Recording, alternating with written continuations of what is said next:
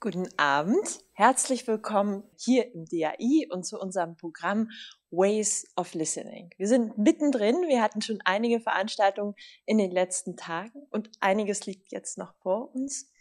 Und ich werde jetzt meine Einführung auf Englisch halten, damit auch unsere Gäste mir gut folgen können. So in the last couple of days we had amazing events on ways of listening. Yesterday, for example, we had Kathy Milliken, an Australian composer, in conversation with Samantha Rose Hill and Paul Holdengräber. And I'm very happy that Samantha Rose Hill is here tonight as well. Welcome, Samantha. And we and we also have George Prochnik here with us tonight, who will be in our program tomorrow. So welcome, George. But these are not the people you expect here on stage, although they are also very amazing. So today we have a conversation between a psychoanalyst and a writer, Josh Cohen, and Paul Holdengräber, who you might already know from our program from the last days. Let me introduce them a bit more in detail to you. Josh Cohen lives in London and he has there a private practice for psychoanalysis, and there he was also a professor for modern literature theory at Goldsmith, University of London. He's the author of wonderful books on psychoanalysis, cultural theory, and modern literature. And the newest one is called All the Rage, Why Anger Drives the World. Paul Holdengräber is an acclaimed interviewer, cultural interlocutor, and curator of public curiosity.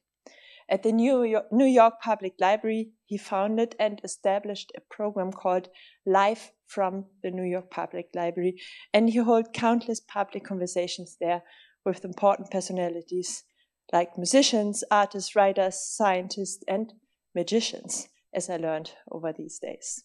From Patti Smith to Sadie Smith, Werner Herzog, Wes Anderson, and many more. So I really recommend to look up his conversations online. You can find many, the recordings of many of them. Paul is also the founding director of Onassis Foundation, Los Angeles. So before we start this conversation between two experts on listening from very different fields, I wanted to thank our partner for this program, which is the Thomas Mann House in Villa Aurora. This is a wonderful institution which offers fellowships for German artists, science, and public intellectuals in Los Angeles, partly in the house where Thomas Mann with his family once lived. Some of our guests of the festival Ways of Listening have been fellows at Villa Aurora Thomas Mann House. And so look in our program and see and experience much more today and tomorrow, and also on April 4th. So thank you for coming, and I'm very much looking forward to this conversation. Welcome, Paul and Josh.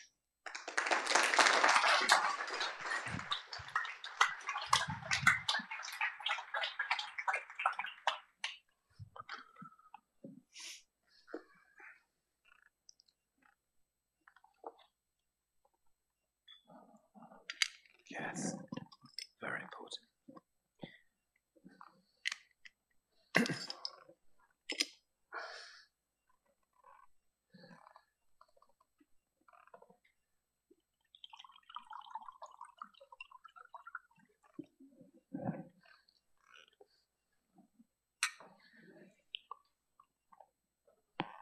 So now what?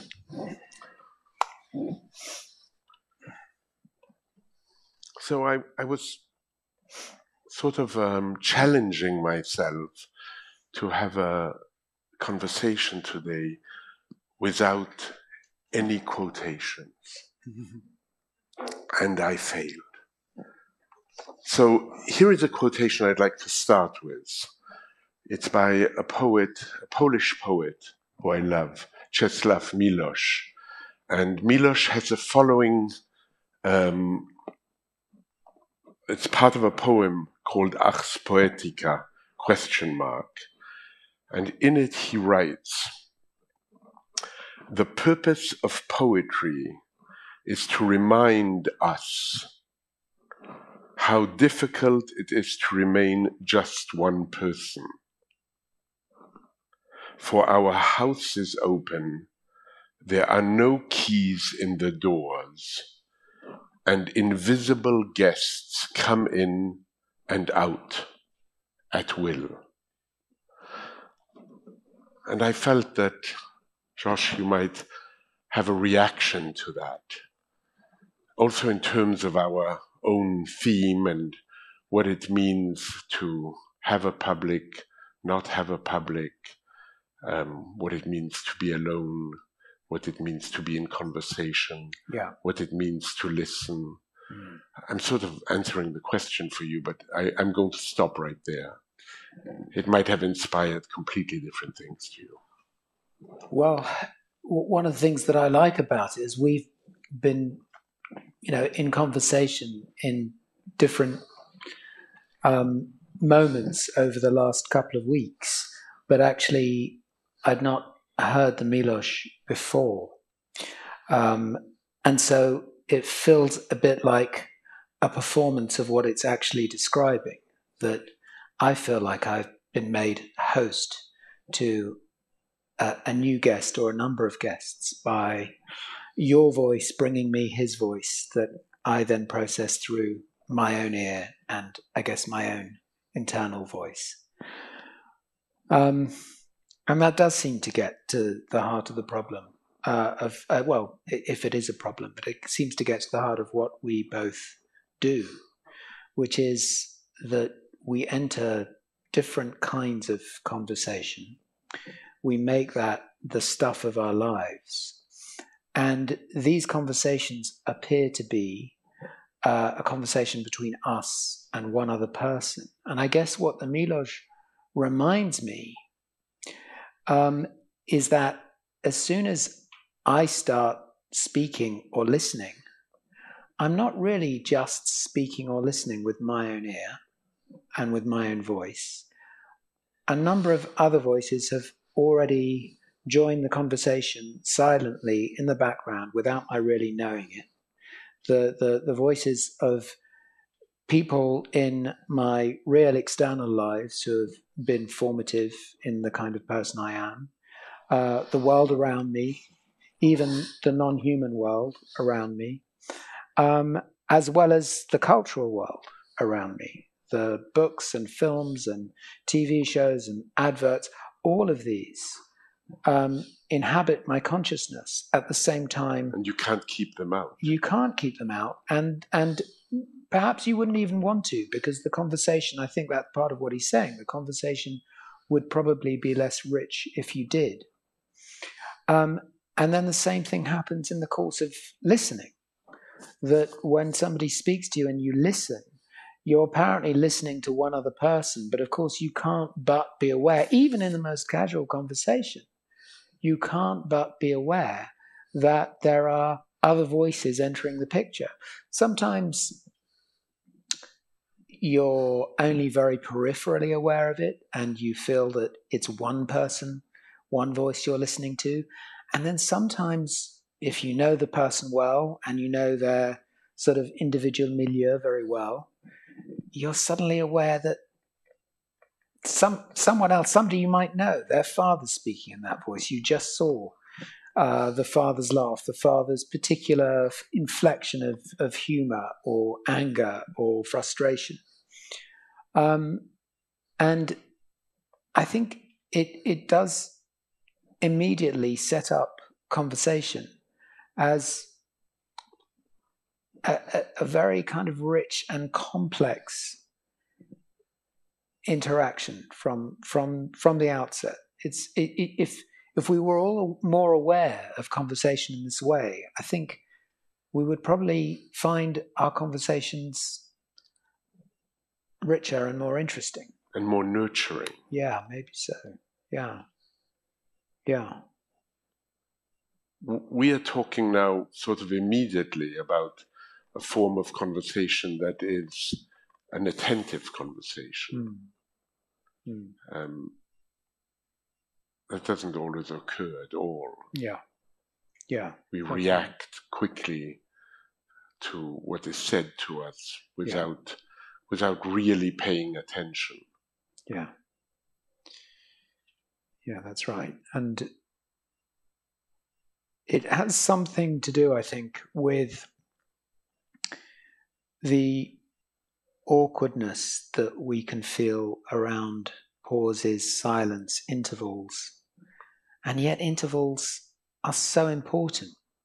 Somebody we were talking about earlier, Maurice Blanchot, has a beautiful little essay where he talks about different kinds of conversation. And he says that a conversation that doesn't allow for the interval and the pause and the silence is not, of course, not a conversation. Even if two people are speaking, they're not actually in dialogue. They're not listening to each other. They're simply sort of, speaking a script that has already been scripted. And that kind of exchange can't really change either party, because it's more like a statement of a set of propositions than a kind of call and response process where you take something in, you give something out. Well, you had that wonderful line you told me this afternoon. We didn't prepare, but we prepared a bit, if you know what I mean. I don't exactly know where we're going. I very rarely do, and I mostly like not. I can't remember who wrote that, but that the problem with questions is that they always have answers. Yes, that's right. This was who wrote that? It was a Hungarian actually, but he moved to Britain in his 20s. Michael Balint. Right. Michael Balint was, I think, an important and probably, in some ways, in the shadow in British psychoanalysis of Donald Winnicott.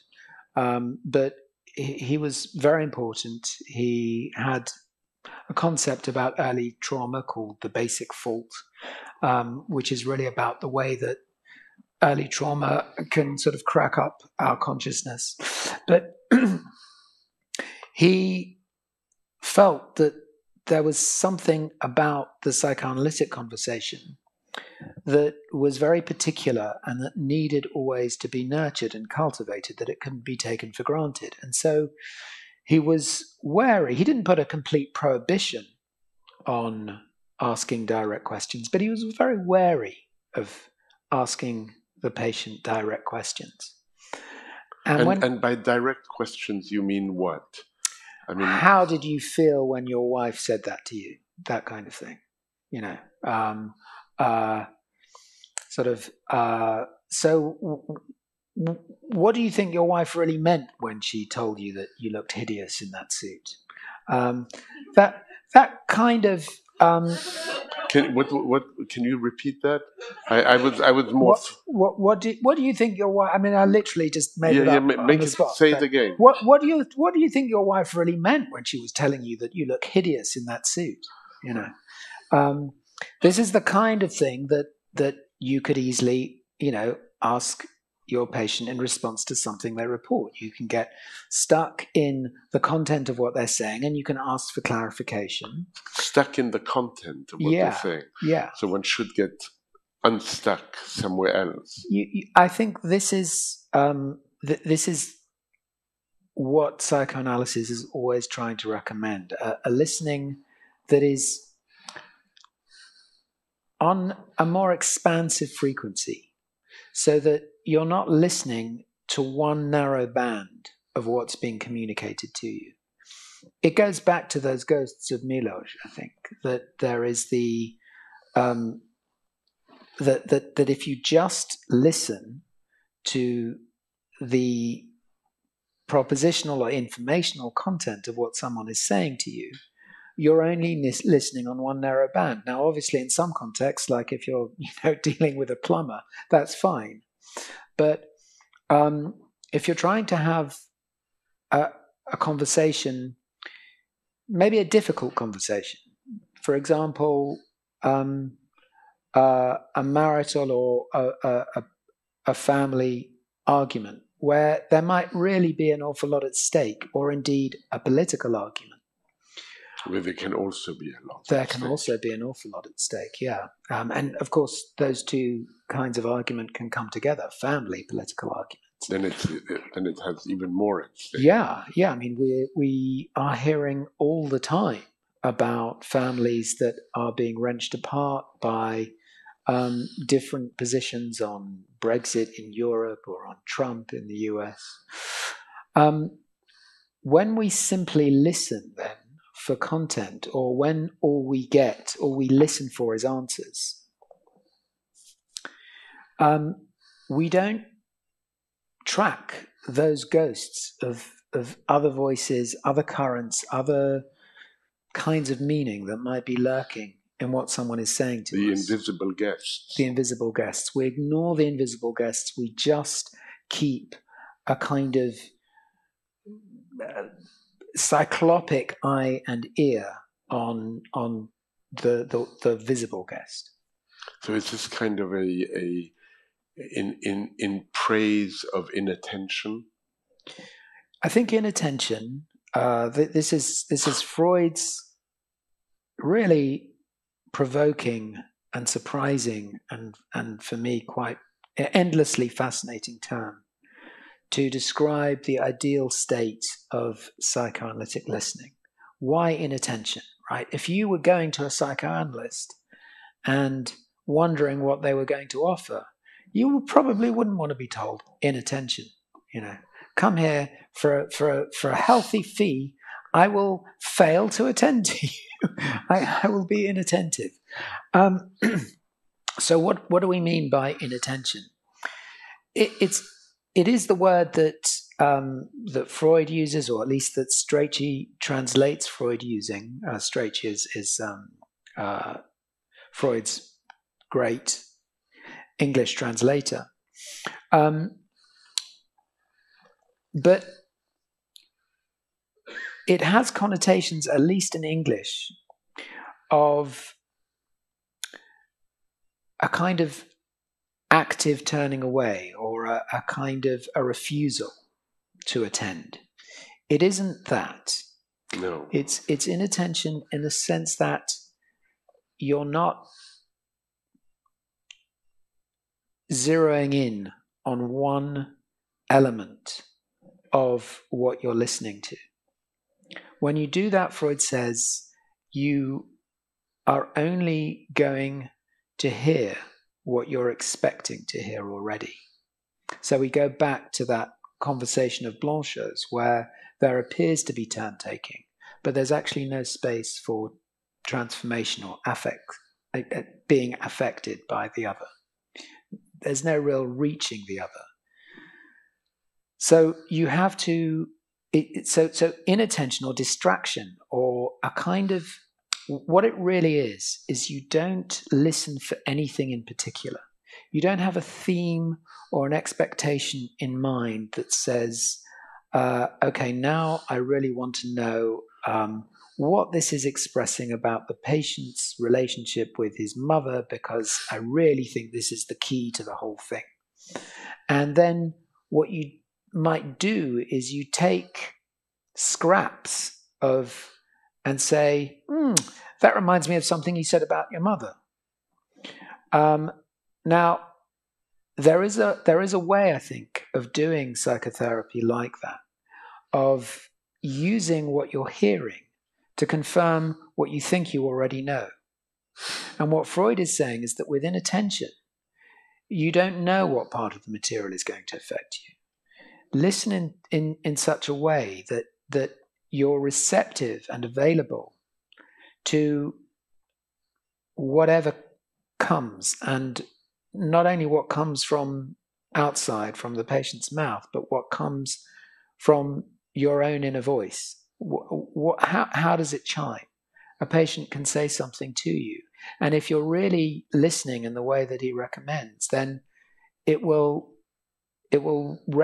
have some kind of resonance in you, which might be your own personal association, which might be quite enigmatic to you.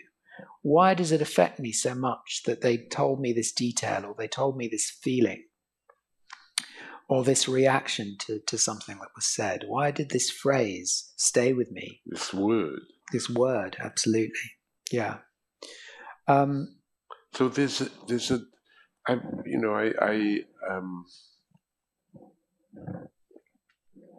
I don't like the word interview very much.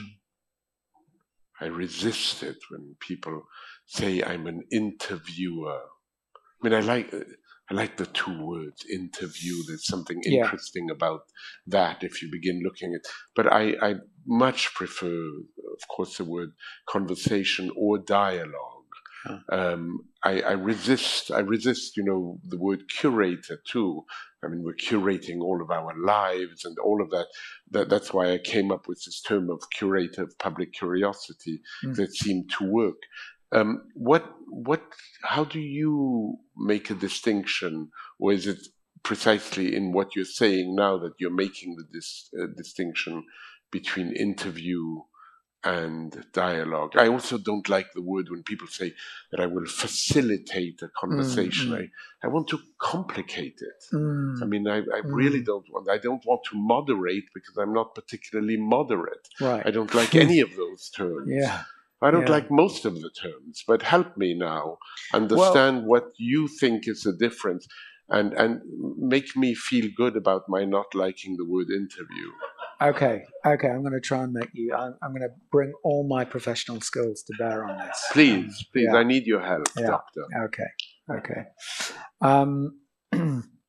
We'll discuss fees later. Okay. I am curious about your dislike of this term, and that if what you're doing as an interviewer is not to extract a kind of information about the interviewee, if that sort of is not the primary purpose of the conversation you're having in public, what is it that's driving you to speak to this person? I didn't expect a question. I know. This is turning the tables. This is painful. I am going somewhere else. Information, that's why I hate introductions. Yes. I hate them with a passion. Yeah, they're a bit excruciating. Yeah. Terrible. Yeah. This person won the Guggenheim and got a Nobel Prize, and I mean, if somebody said that about me, I would be fine. But I just feel. I recognize Samantha's laugh, but I am trying to arrive at a certain level of feeling the person's heartbeat. I'm trying in some way to nearly have them in treatment in a certain way. There is a desire for a feeling of some sort of intimacy through words. The words will help me navigate whatever they might be saying, and not trying desperately not. And this is what my goal now, I think, in my later years, is to arrive unprepared. Yeah. Inattentive in the way that you were describing. And I through our conversation earlier, you helped me do one step of that. But I try with the people I speak to not to have the next question at hand. Yeah. As much as possible. The only thing I usually know is the very beginning and sometimes the very end. So I knew about half an hour ago that Miloš would come up, and I have no idea how that Miloš poem came to me. That I can't. I don't know. I don't know where it came from, but I remembered that it would say something that mattered to us later, which is also so interesting about Freud in that extraordinary essay you had me read, or you asked me to read, which is called, people were asking me yesterday because I mentioned it, it's called Recommendations to Physicians Practicing Psychoanalysis. I believe it's 1924. If I got the date right. Or maybe it appeared in 1912. Yes. And then again in 24 under a different title. That's right. Maybe that's it. But in that essay, there is so much about this openness, this not trying to codify, not listening for something in particular. Yeah. I think one of the things that it's important to own up to about what we both do is that we're not good Samaritans. We're not do-gooders.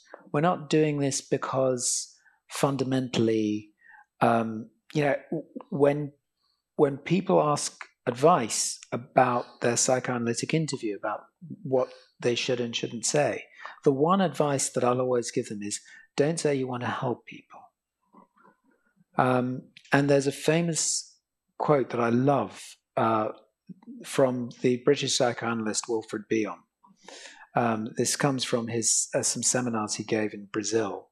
He tells a patient, "Don't be frightened. I'm not trying to help you." That's fabulous. Yeah. I will use that. Yeah. What's wrong with wanting to help people? Well, at one level, not so much. But the problem is, wanting to help somebody comes freighted with a whole set of assumptions of what it is that's going to help them. And so if you know in advance what's going to help them, then how are they going to discover anything? The real risk is a kind of compliance. Oh, this man has an idea of what's going to help me, so I'll just do that, and I'll be the kind of person he thinks I should be. It's already a risk in something like psychotherapy, because the analyst, by virtue of their position, not by virtue of any great qualities of their own, just by virtue of the chair that they occupy, is endowed with a lot of power. And you have to be aware of how much you can influence and how much you arouse in the patient a desire to please and to be loved by you. To be loved and seen. And seen, yeah. And heard. Yeah. But there's a seeing, there's a real seeing, which is, I feel recognized as myself. And there's the kind of seeing that comes from saying, I've pleased that person, right? Or people saying, I know exactly how you feel. Yes. Which is one of the most damning comments anybody can ever come up with. Absolutely. Yeah. I mean, how dare you? It's terribly insulting. Yeah. So helping people is sort of, there's something disingenuous about it. It's not entirely honest.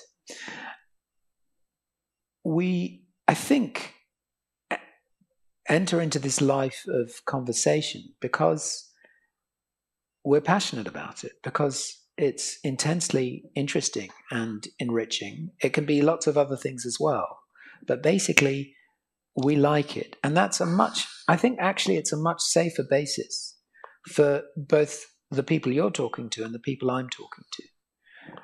There's an appetite for it. Yeah. I mean, that's a word that I so much love, is do this if you're hungry for that. Yeah. Somebody who thinks they're being helped is unlikely to really feel listened to, because what they're doing is in a way they're trying to listen to you. They're saying, what are you telling me about who I have to be in order to be helped? Whereas if you don't have any prejudices about what it means to help somebody, or necessarily any particular desire to help them, just to listen to them, just to give them a space in which their inner life can become an object of interest and curiosity and attention. I mean, inattention as well, but inattention is a kind of attention. That's what we're saying. If you're doing that, I think that's a way of that the patient then really feels that they're being heard and seen. What about what came to my mind now? Something I haven't thought about before, so I feel quite pleased by that. It's happening right here at this moment, which is, what about patients you have who are not articulate? I mean, truly not articulate. Yeah. Where, I mean, I and then you could ask me, and I'll ask me the question you could ask me, which is, you must have spoken to many people who, or some people who were not articulate, and I would answer by saying, yes, I have, and it sometimes can be really, really hard, especially when you speak with someone who gives you a half a word answer. Yeah. So do you want to help them be a bit more articulate? I don't know that, well, I guess it depends on what you mean by articulate, because we're not necessarily talking about the extravagance or sort of prettiness of their language. We're talking more about their ability to reach into themselves and express where it is they are. A mixture of that and at a loss for words. Yeah. Which can happen. Yeah. Especially when you're trying to express something that is complicated and difficult and perhaps painful. Yes. Yeah. Yeah. Since both of our professions, for what they're worth, is about through this understanding that. And in my case, articulating it in such a way, bringing it out as much as, I mean, I think, we both, I think, admire Adam Phillips. He has this wonderful line that when we talk to each other, things fall out of our pockets. I've always loved that so much. Yes, exactly. But what about, well, the different pockets? I mean, that's the issue. Some are messy, some have very little in them, and some of them you really can't reach into them. Yeah. And you might have forgotten what was in your pocket. You don't really know what's there, or you don't quite know what it is that's fallen out. So you can say something, and it might seem strange or unexpected to you, but you don't really know why it is you've said it or where it comes from.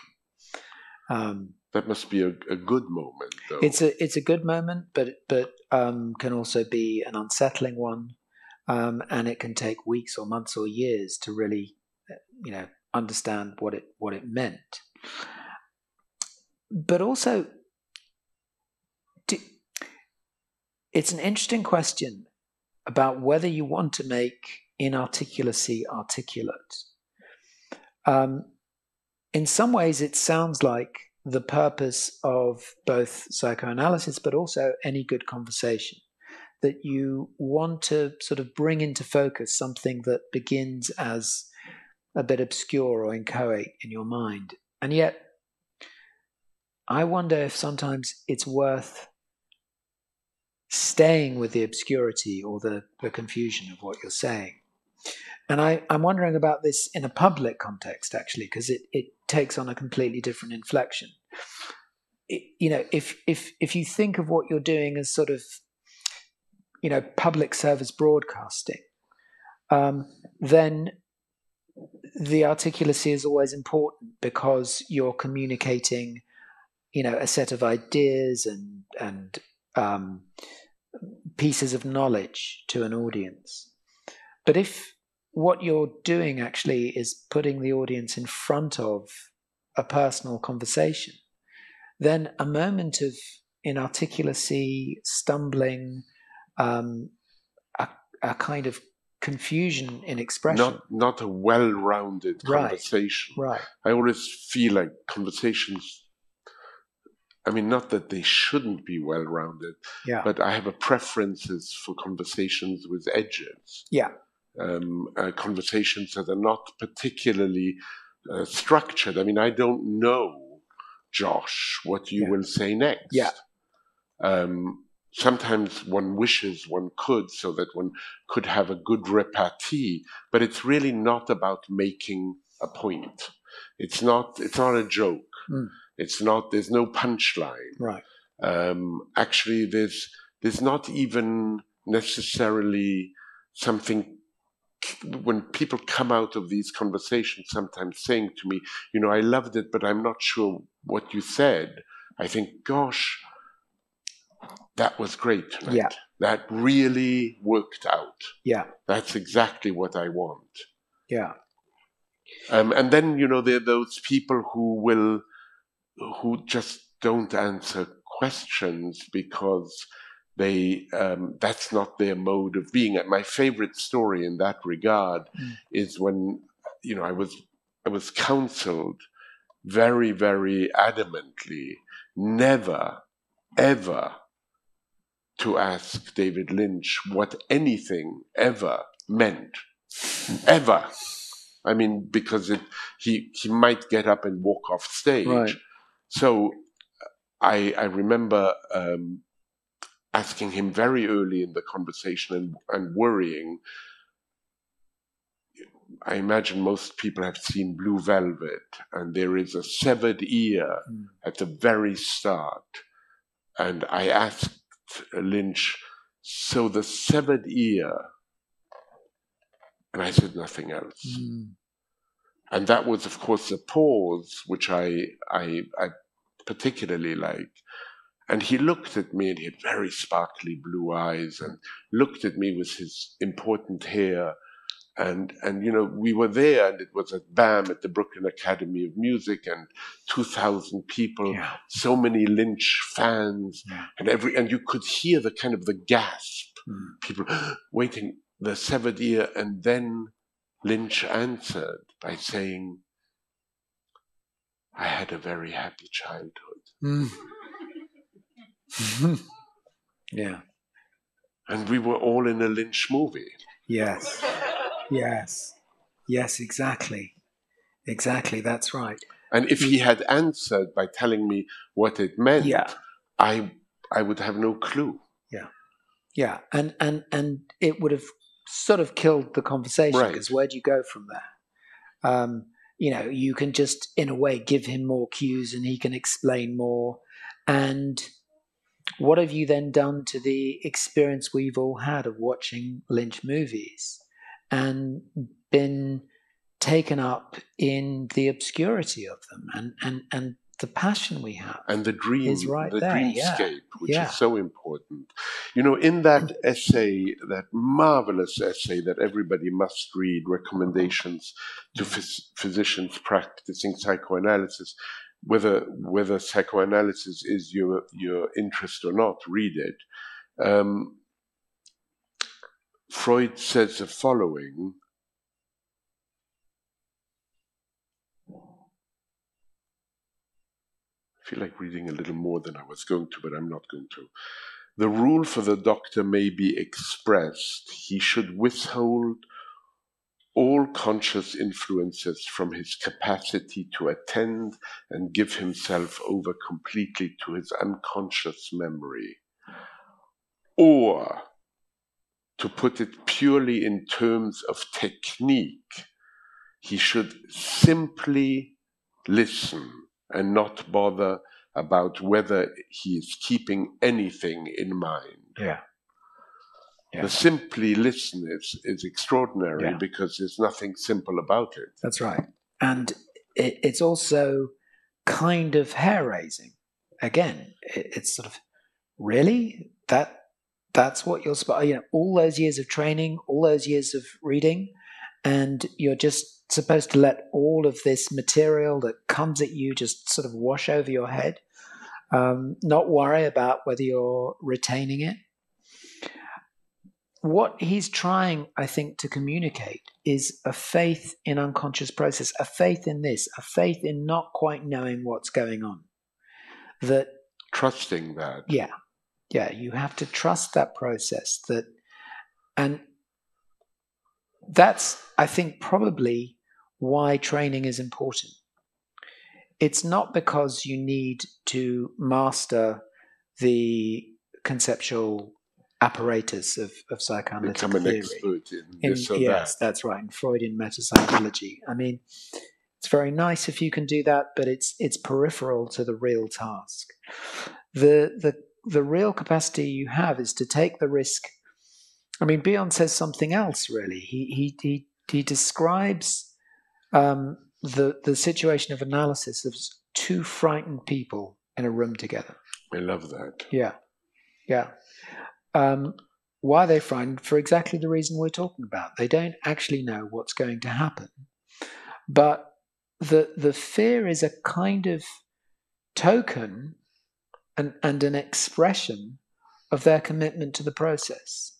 If you weren't really in it, you wouldn't feel there was that much at stake. And so you wouldn't feel frightened. To feel frightened is to know that something is really happening here.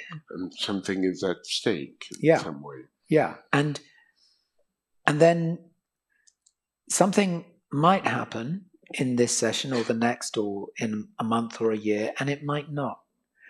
And you stay frightened and you stay kind of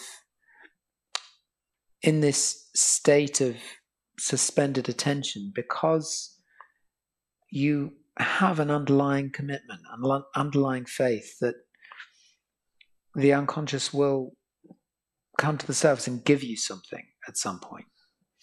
And it's even one of the risks, I think Adam talks about this, that it might not work.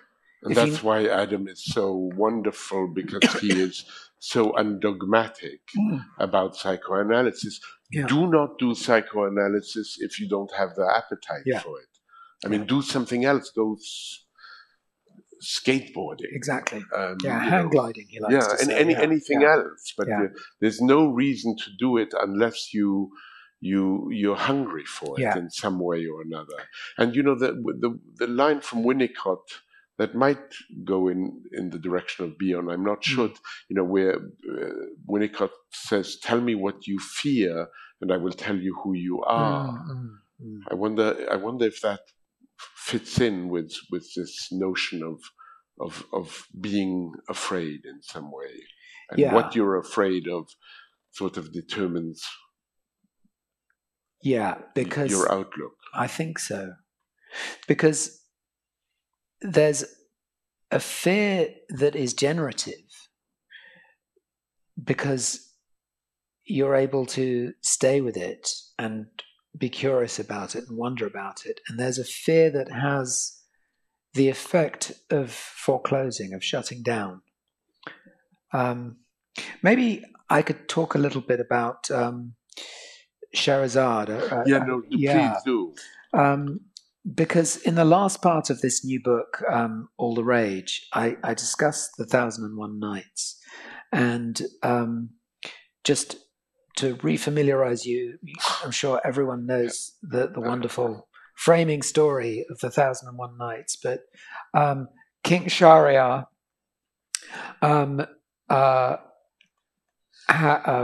marries a young bride. And when he discovers that she has been unfaithful to him, he has her beheaded. And not only this, but he internalizes from this injury to his narcissistic pride, he internalizes the conviction that all women are faithless and worthless. And so he marries a succession of virgin brides to deflower them and then to execute them before they can be allowed to betray him again. And of course, this sets up a lot of anxiety in the kingdom because we're going to run out of virgins pretty soon. So the daughter. I didn't know it would take that turn, but yeah. Only so many. Only so many, I guess. Yeah.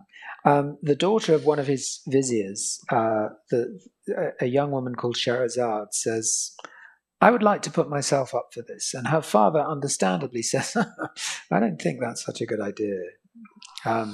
She says, "Well, I'm going to try." So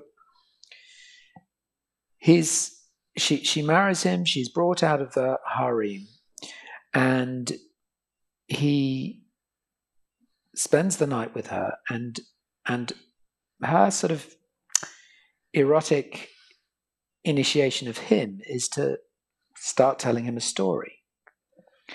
And she weaves a web with the story and draws him in. And the story lasts all night. And then at the moment of the story's climax, she cuts off and she says, "It's very late. We need to sleep. I'll tell you the rest of the story tomorrow." And then in the morning, when all the other executions have taken place, they've always taken place after the wedding night, she says, "You can execute me now, but then you're not going to hear the end of the story." So reluctantly, a bit frustratedly, he says, "Okay, fine. I'll give you another night because I really want to hear the end of the story." So she tells him that night the end of the story, but then, of course, it's such a good story, he wants to hear another one. And another, and another. You, of course, know where this is going now. The moment of execution is always suspended because there is curiosity about where this story is going to go. And by the time she's got to story 1001, she has already borne this king 3 children, and he is when he has the option, he decides instead that he's going to make her his queen. So it's a happy ending for the psychopathic serial killer. Now, I generally don't like sort of crudely applying psychoanalytic theory to stories, but there is, I think, a distinction that is helpful here that comes from an Italian psychoanalyst called Eugenio Gardini. It's just a very simple distinction between what he calls aggressive energy and libidinal energy.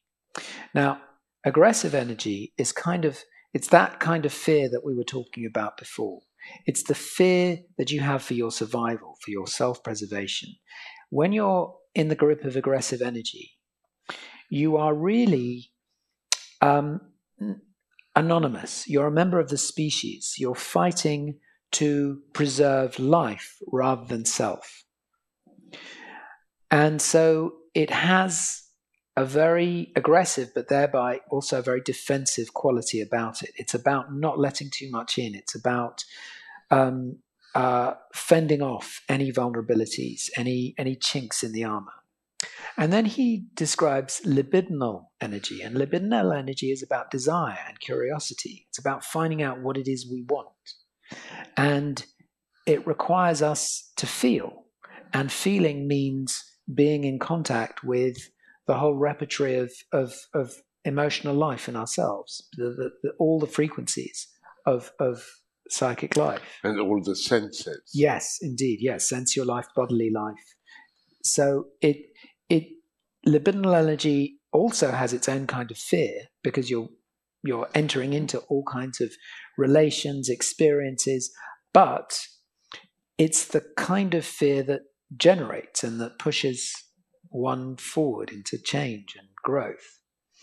Now, I think that what Scheherazade does is she pulls this king away from a kind of total fixation of aggressive energy, which is foreclosing, which is fear, which shuts everything down, and which makes an imperative of his own preservation in a very explicitly violent, murderous way.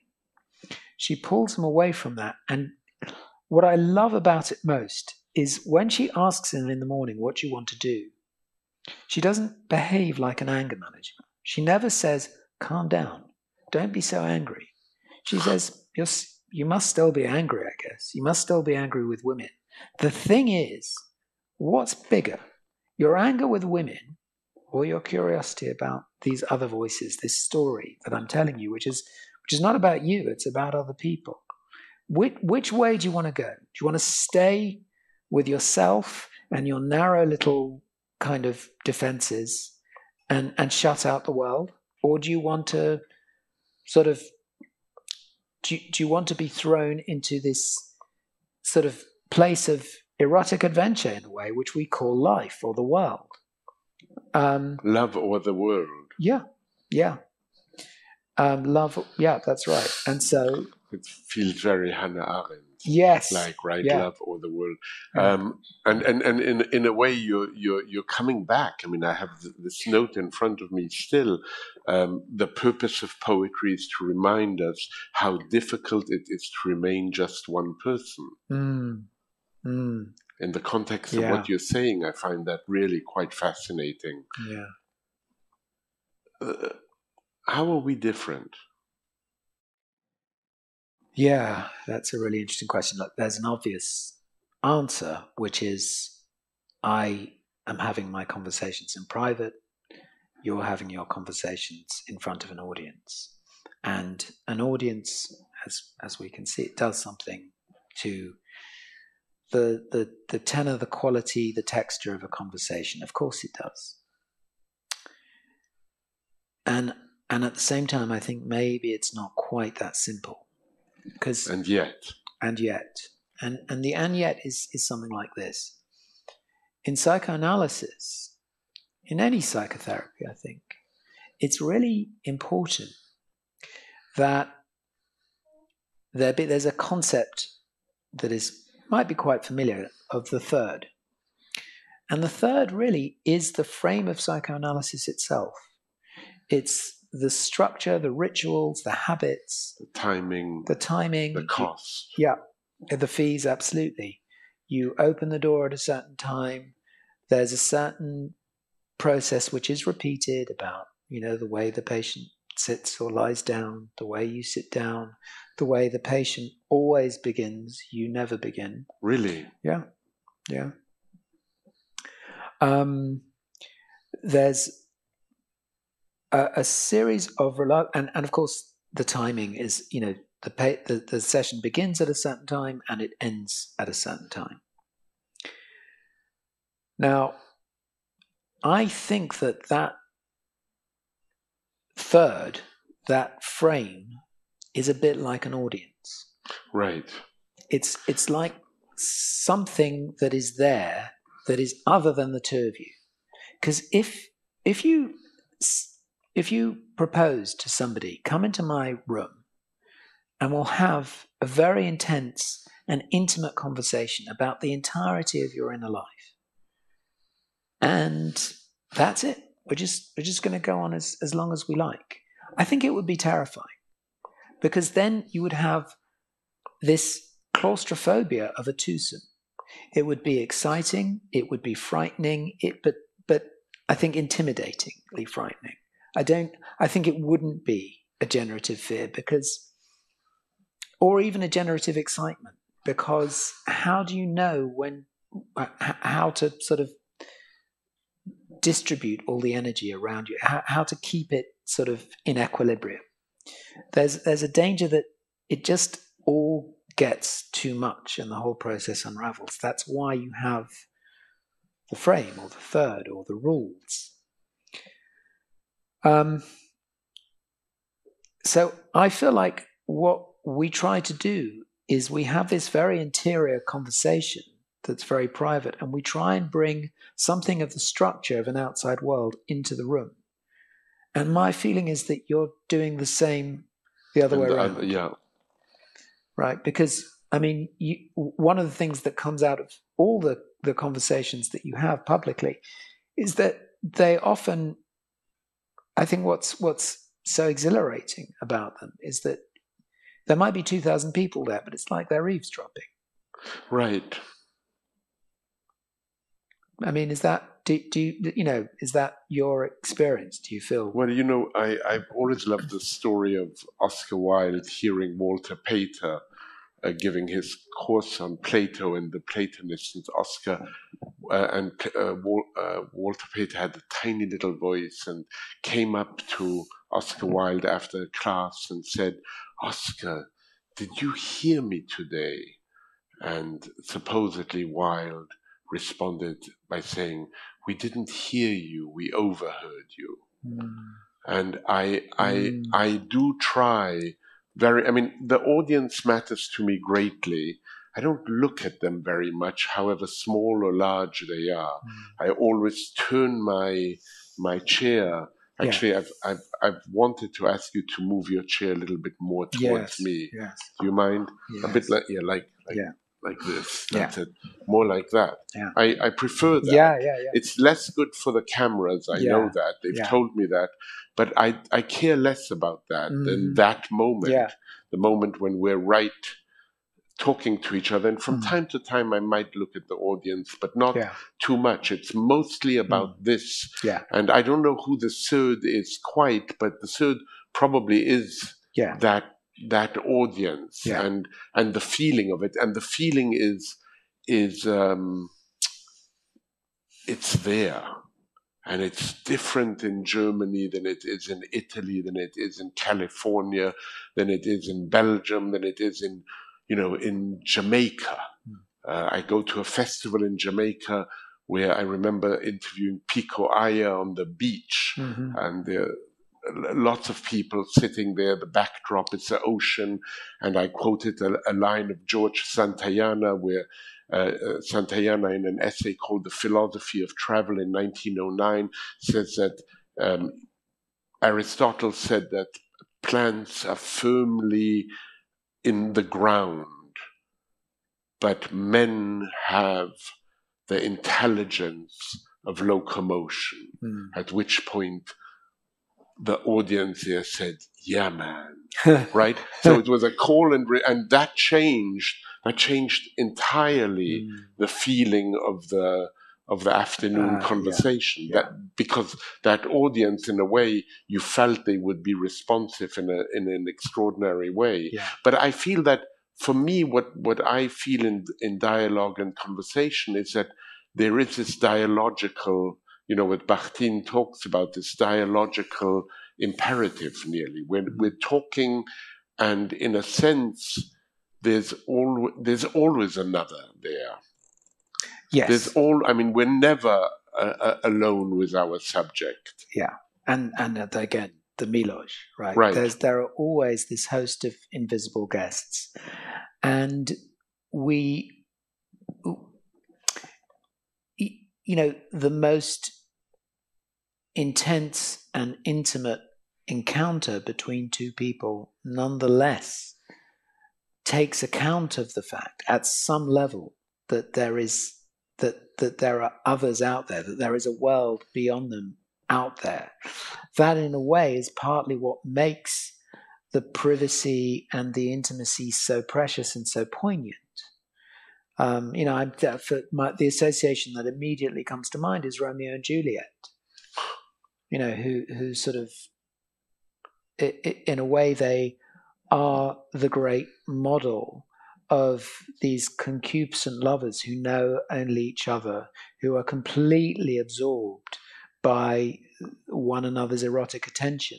And yet that erotic attention is so much bound up with all the different kinds of attention, both care and violence, that they're having to manage and fend off from the world around them.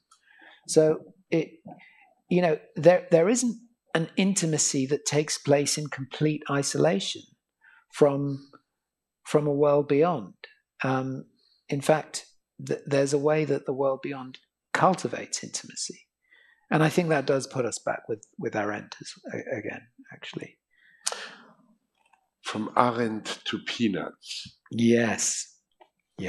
So I think this is a moment to let the audience here know to admit what you've written about, that that was your psychoanalytical school, the very first one. Yes. You say, the exact line, you probably remember it, that Peanuts was my first psychoanalyst. Yeah. Yeah.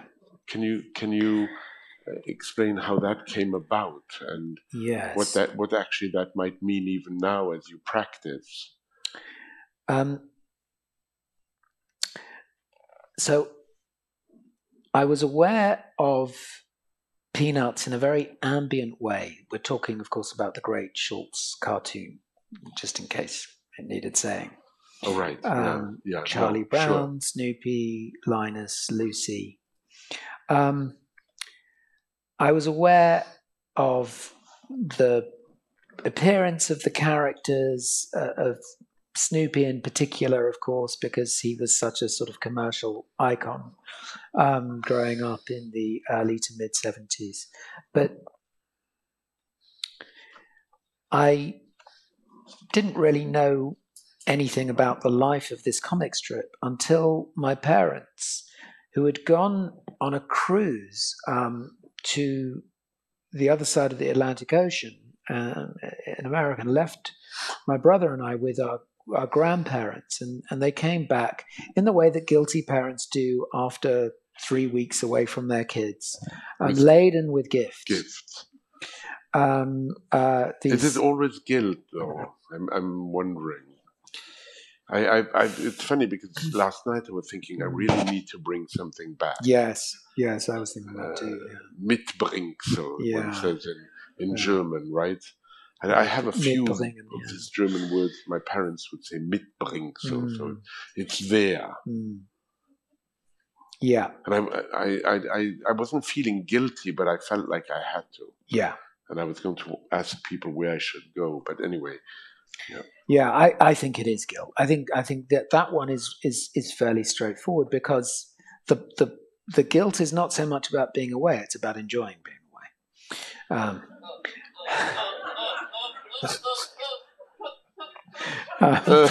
That's really That's Samantha, by the way. It's great. I mean, so good. I feel like I don't want to have conversations without Samantha in the audience. I think it's lesser. Definitely a massive deficit, a Samantha-less conversation. So they brought me a pile of stuff. The only thing that seemed to matter was this big book of red covered cartoons. Do you have it still? From Schultz? I still have it.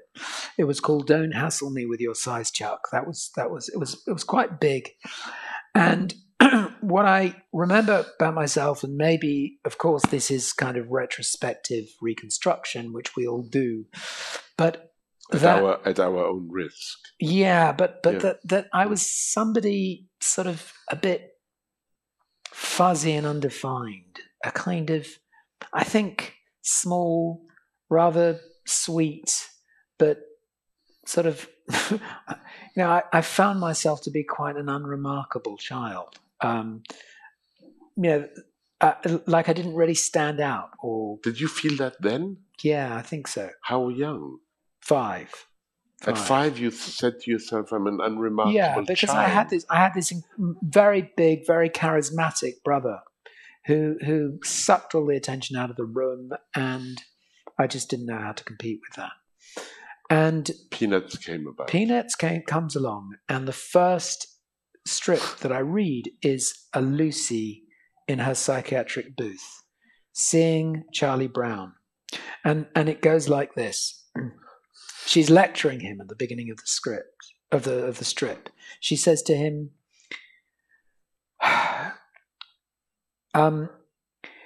"You are very wishy-washy, Charlie Brown, even at 5.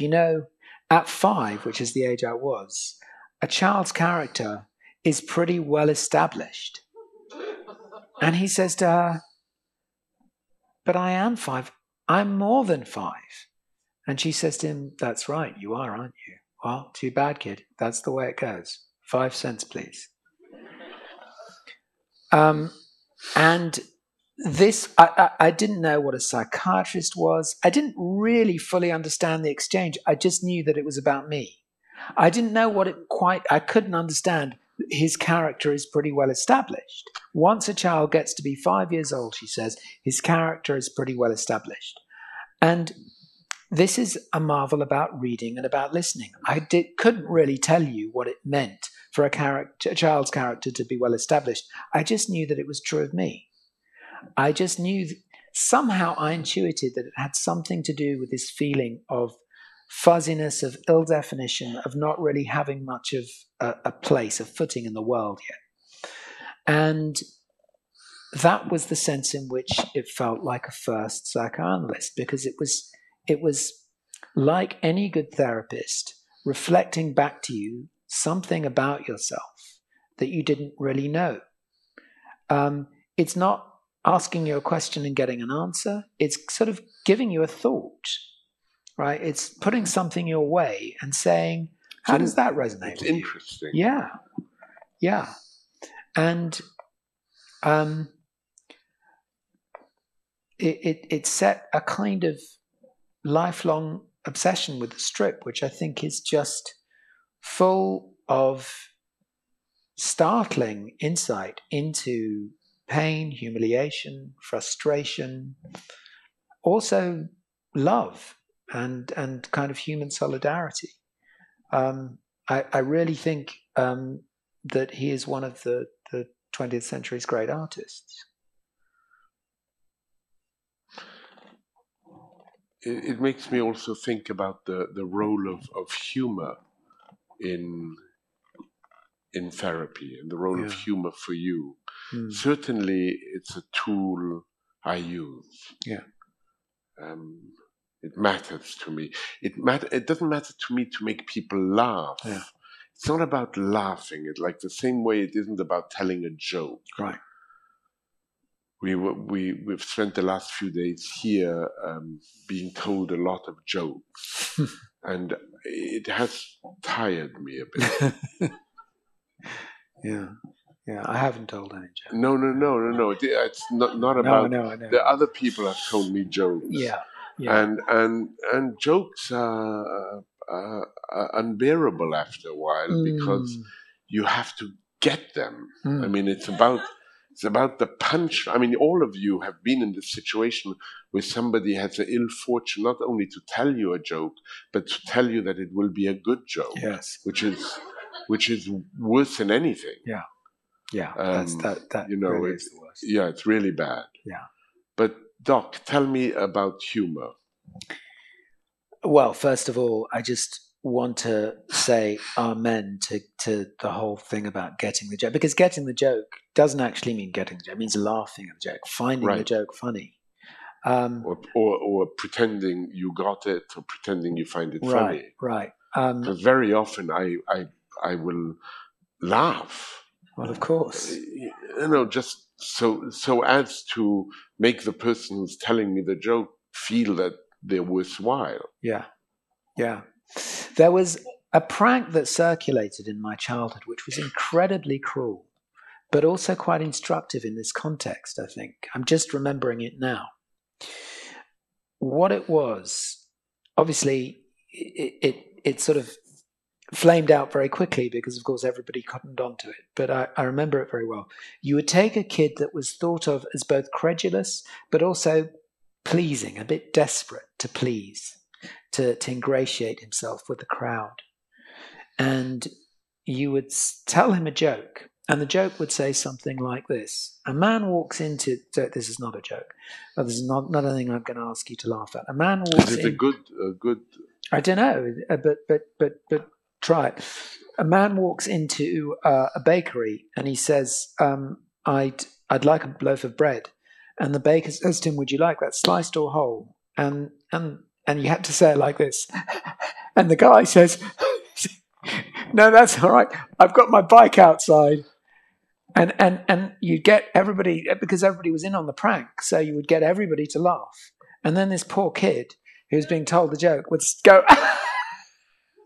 and then everybody would deadpan and say, what's funny about that? I mean, how cruel. But it tells you something about the imperative to get it. That actually what it does is it creates a kind of a social dilemma in which you either spoil everything, right? Because what feels more sort of intimately insulting than not laughing at somebody's joke that they've told you is hilarious, or sort of committing an act of kind of, in a way, deep dishonesty, a real kind of self-betrayal. It's awful to have a laugh extracted from you that isn't really yours. This story feels like, like a good example of the way that listening can be used aggressively and defensively, and sort of to humiliate and to also entrench hierarchies. Humor. Yeah. Tell me about humor. Humor. Humor and how you humor, patients, and what the role of humor might be in your practice if it has one. No, it does. It does have one. Because you're pretty funny. Thank you. I think you always have to maintain a kind of ongoing intuitive sense of a relationship between humor and kindness and solidarity. Kindness. Yeah.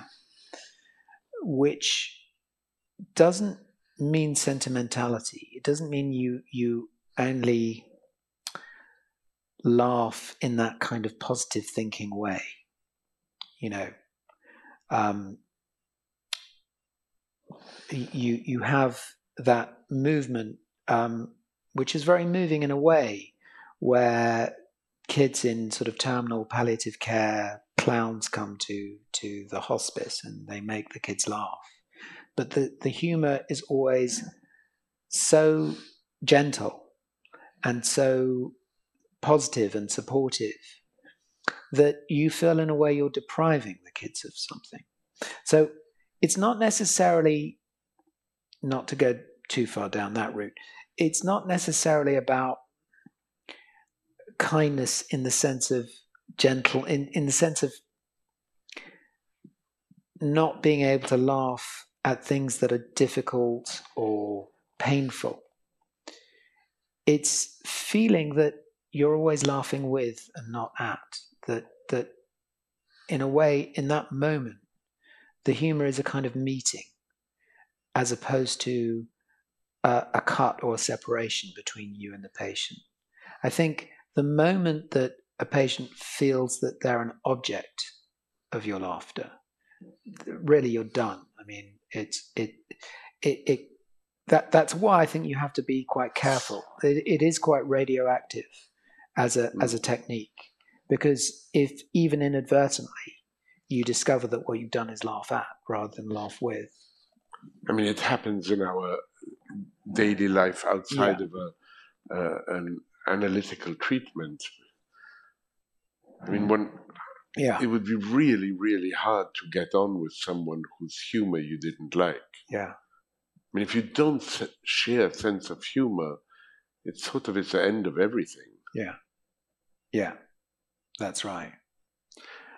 There is a line that Adam loves quoting, and that I've always read in one way, but I'm reading it now in another way. It's a line by Bernard Williams, the English philosopher, analytical philosopher, who says, we may remember that work may be unimaginative, not because it is badly argued, but because it is arguing with the wrong people. And I don't think it's so difficult to understand what Bernard Williams is saying there. But I'm thinking of it now in terms of what you do and what I do. And the internal dialogue one has, which might be either imaginative or unimaginative. Yeah. Do you see what I'm saying? Yeah, and also the same way I've always loved the Winnicott line, where he says in the contribution of mothers to society, he says the goal is for the child to be alone in the presence of the mother, which I have always wanted to read as the single best definition I know of reading. Yeah. That you're alone but nurtured. Yeah. Yeah. That's right. It's a kind of lining of oneself with the presence of another. And I do feel like a life of reading and of just generally curiosity about the world, about other people and other things, is an evocation of that being alone in someone's presence. It is a way of, if you like, never being alone.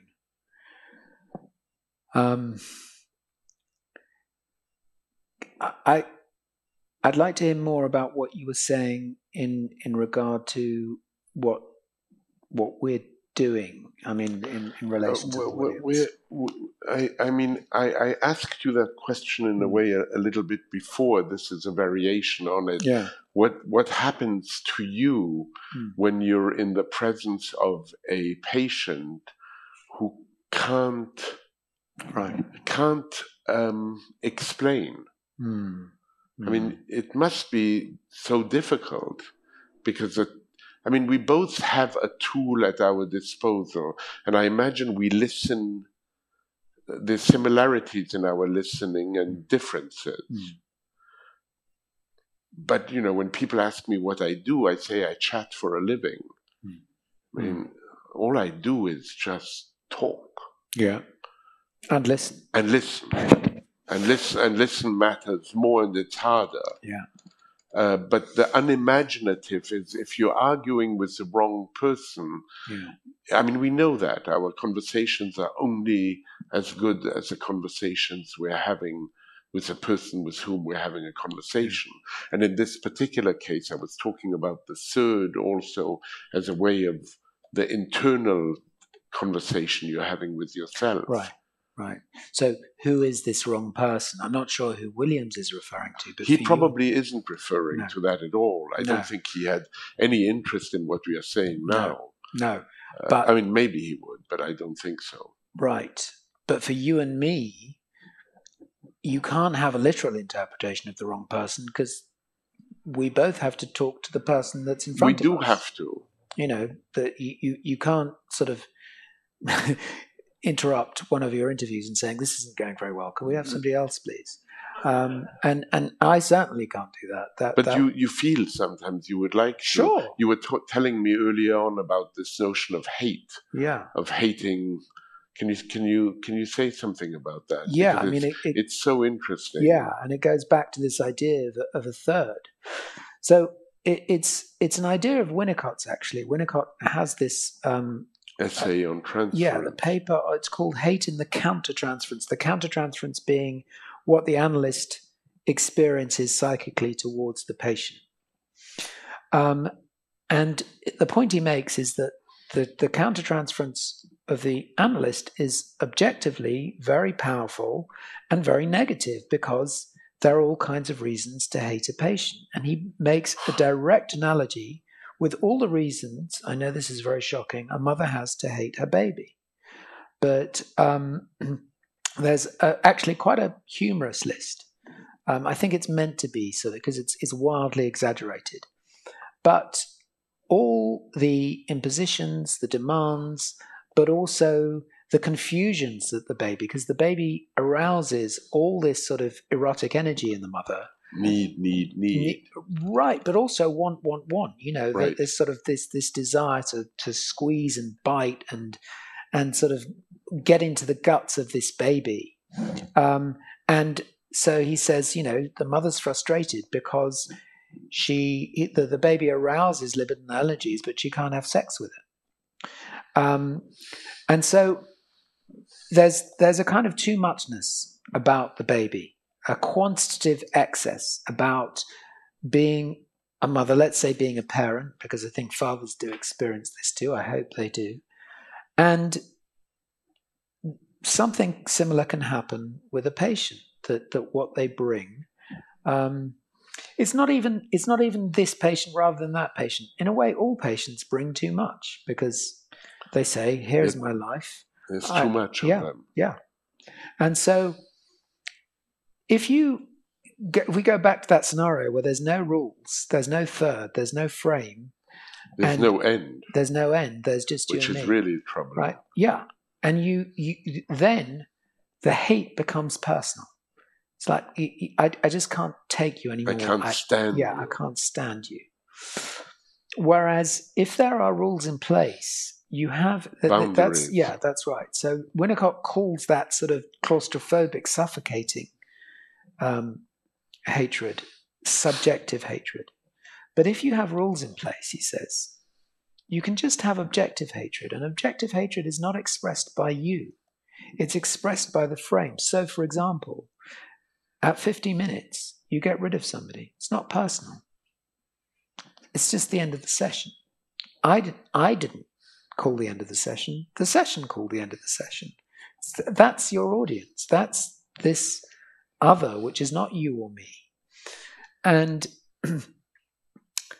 I think that it's an endlessly intriguing idea, this sort of this other to the couple that breaks up the claustrophobia and the intensity of the twosome.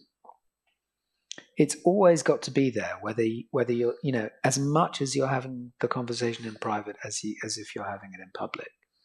So that might mean that what we do is not as different as it might appear to be. Except that I don't know. I mean, there have been a few very, how should I say, lively guests I've had who have started. But I always start. Right. And you said the patient always starts. Always. Yeah. I always, I mean, even tonight, I was thinking, well, maybe I won't have anything and I'll just wait and see what Josh does. Right. But I couldn't. No. And I think that's right. I think that in a way you do, even if you're trying to institute change, there's some rudimentary version of your own frame that you need to stick to. Well, I certainly don't stick to time. This is something that I've never been. I mean, concision is just not my forte. I'm always asked how long do these conversations last, and I always say as long as a psychoanalytical session, if your shrink is generous. So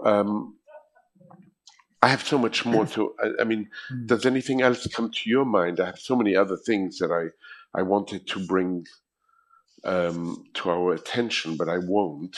I mean, there's something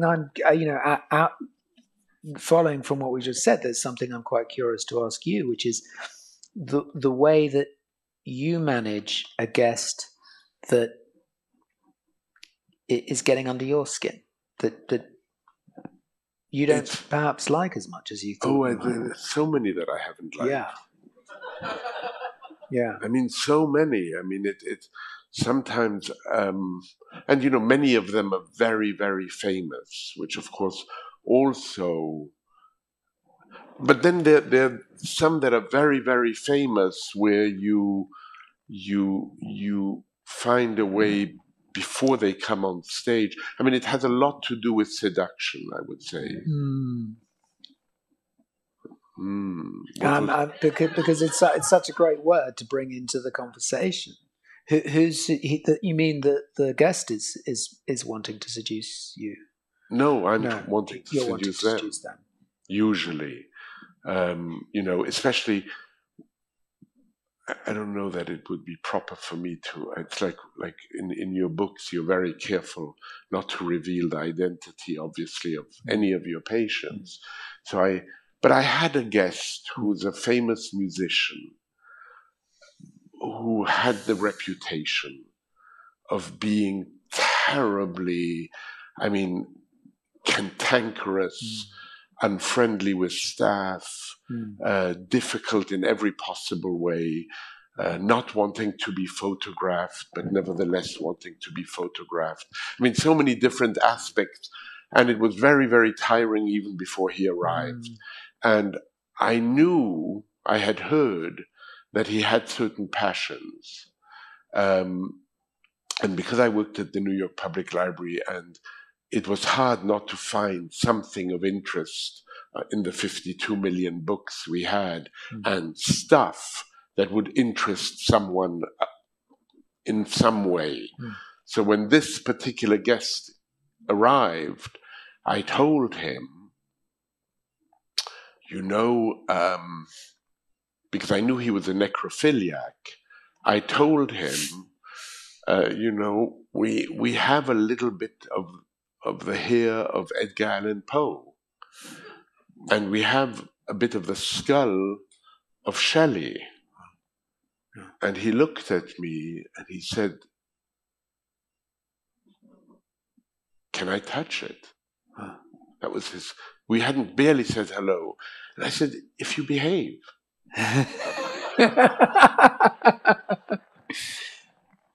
And he followed me, it was and so when he came on stage, he had his moment of ecstasy, and he was marvelous. Amazing. So that is one way of answering the question about guests who are difficult. The hardest ones are obviously people who are boasting, people who are, just in a way repeating the same thing over. You feel that they're just on a book tour and repeating the same sentences over and over again. And harder than that are people who just don't say anything. Right. And that happens. Yeah. I've spoken to artists who will just say, yeah. Or I've spoken with artists who say, like I did very recently, and I can mention who that is, Ed Ruscha in California, one of the great Californian artists. So he's from Oklahoma. I would ask him about the painting, and he would say, repeatedly, but it became interesting because then he would say something else.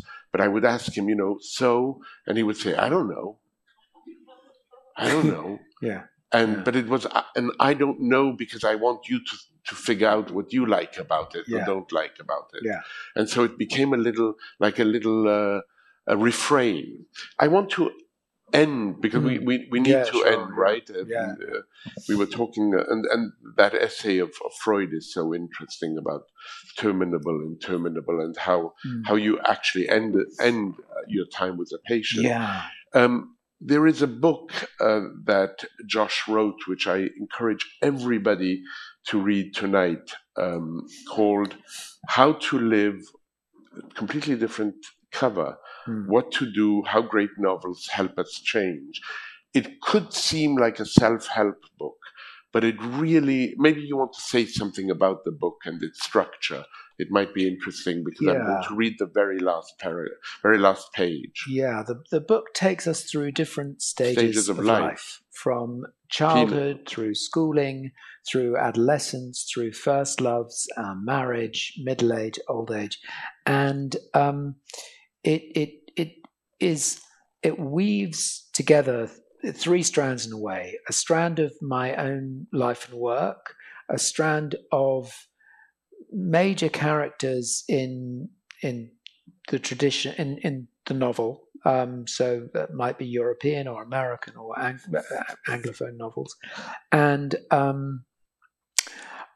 case histories, psychotherapy patients, and it weaves them together, I guess, to sort of draw a picture of some of the fundamental dilemmas and predicaments and dramas of each stage of life.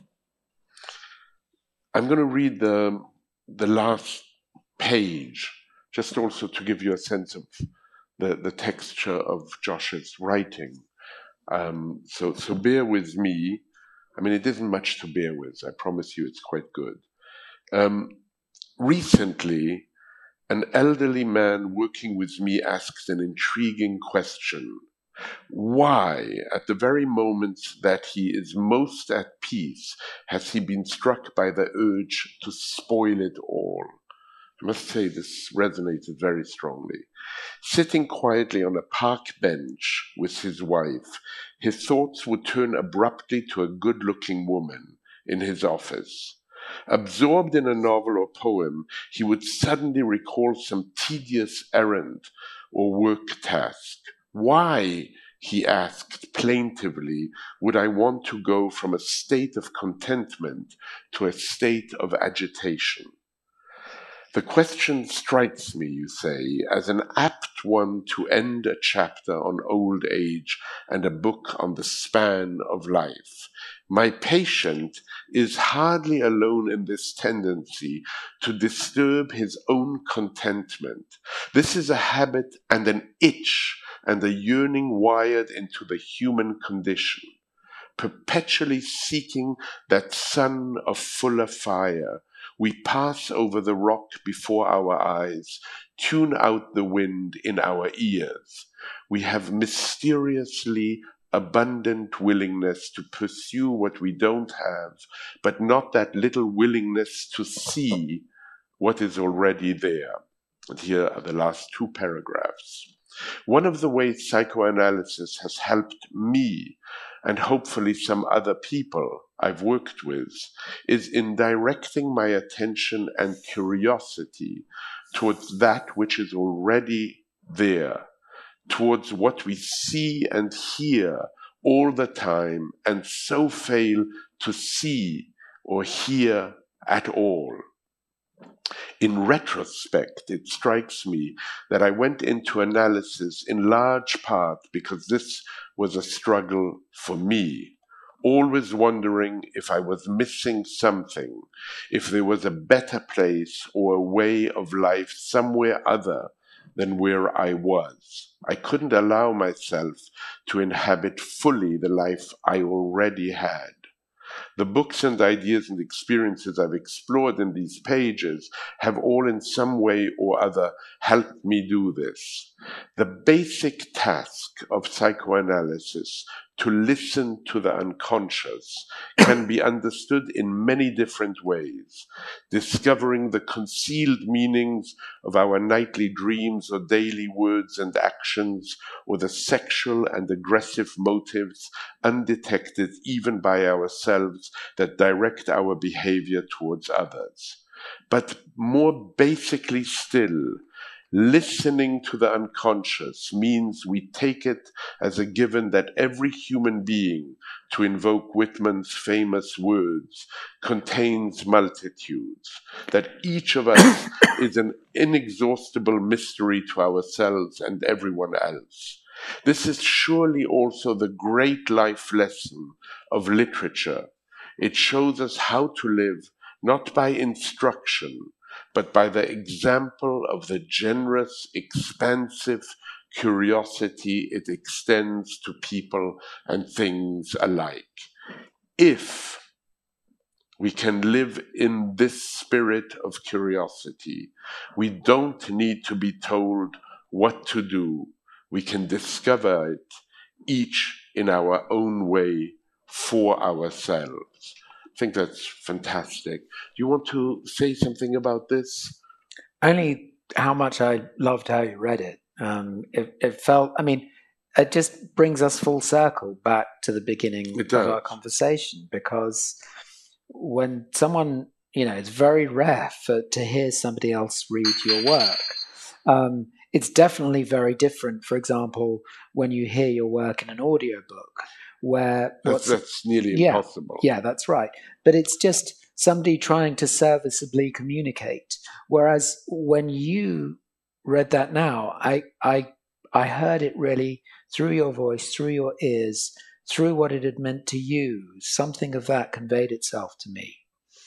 And I guess it put reading in series with the other kinds of interaction that we've talked about this evening, full of invisible ghosts, full of, that when somebody reads to you, you're not just hearing the content of what's said, you're hearing something of what the reader is bringing to the reading, everything that, and that is carried in the voice as much as if not more than the words. And so I found it very moving. Thank you very much. Great.